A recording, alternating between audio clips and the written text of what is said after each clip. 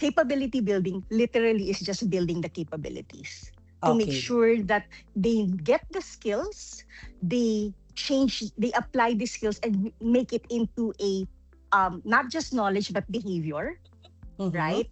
And that's why when I talked about co-creation of templates, processes, that's actually the behavioral change, and therefore knowledge Mm-hmm. and behavior. Now, I will say that um, yung pinaka-output, yung sasabihin nila, alam Yeah. mo, hindi na naiinis yung agency namin sa amin. Malaking bagay yon.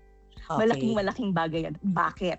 Because when your agency really feels, remember what I said earlier, I have Right. clients who I absolutely love.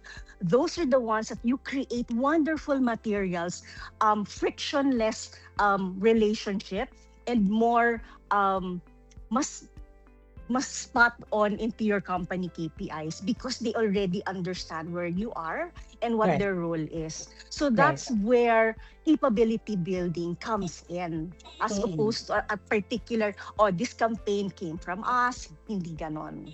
Mm-mm.